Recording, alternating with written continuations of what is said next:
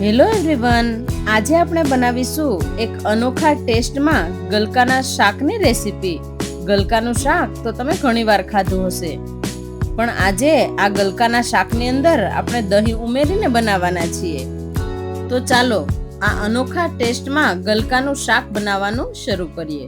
તો તેના માટે મેં આ 6 નંગ ગલકા લીધા છે. સૌથી પહેલાં એના ડીટીયાનો ભાગ કાઢી અને છાલ ઉતારી લેવાની છે. હવે એના ટુકડા કરી લઈશું. તો અહીંયા હું મોટા ટુકડા કરું છું, તમારે નાના ટુકડા કરવા હોય તો તમે કરી શકો.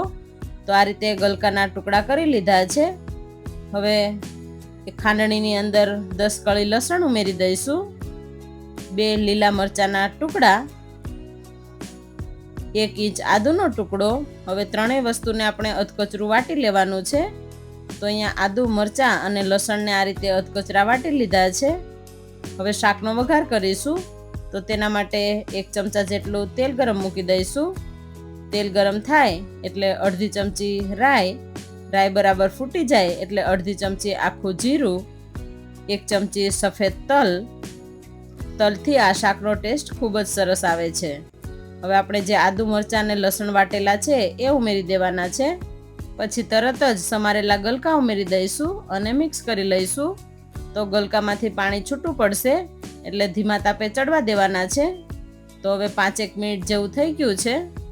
હવે મેં અહીંયા 3 ચમચી શેકેલા શિંગદાણાને ફોતરા કાઢીને લીધા છે. એને અધકચરા વાટી લઈશું. શિંગદાણા અધકચરા વટાઈ ગયા છે આ રીતના. હવે શાકની અંદર ઉમેરી દેવાના છે. શિંગદાણા ઉમેરવાથી શાકનો ટેસ્ટ છે એ અલગ જ આવશે. હવે એની અંદર સ્વાદ અનુસાર મીઠું ઉમેરી દઈશું, અડધી ચમચી હળદર, 1 ચમચી લાલ મરચું, 1 ચમચી ધાણા જીરું પાવડર. મસાલા ઉમેરી અને વાટેલા શિંગદાણા ઉમેરી દેવાના છે. અહીંયા તમારે સેવ ઉમેરવી હોય તો તમે સેવ પણ ઉમેરી શકો. હવે બધા મસાલાને મિક્સ કરી લેવાના છે. મસાલા જેમ જેમ મિક્સ થતા જશે એમ તેલ પણ છૂટું પડતું જશે. આ રીતે તેલ છૂટું પડી ગયું છે.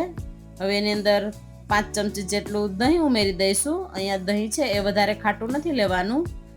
થોડું ખાટું હોય તો એનો ટેસ્ટ સરસ આવશે, અને જો વધારે ખાટું હોય તો થોડું પાણી ઉમેરી અને દહીં ઉમેરી શકાય. અને એ વાતનું ખાસ ધ્યાન રાખવાનું છે કે દહીં ઉમેરતી વખતે ગેસની ફ્લેમ લો રાખવાની છે. હવે ગેસની ફ્લેમ બંધ કરી દઈશું અને ઉપરથી ઝીણી સમારેલી કોથમીર ઉમેરી દઈશું. અહીં શાકની અંદર તમારે થોડું વધારે દહીં ઉમેરવું હોય તો તમે ઉમેરી શકો. જો શાકને રોટલા સાથે ખાવાનું હોય તો તમે વધારે દહીંનો ઉપયોગ કરી શકો. તો અહીંયા આપણું દહીંવાળું ગલકાનું શાક બનીને તૈયાર છે. તો તમે પણ આ ગલકાના શાકની રેસીપી જરૂરથી ટ્રાય કરજો.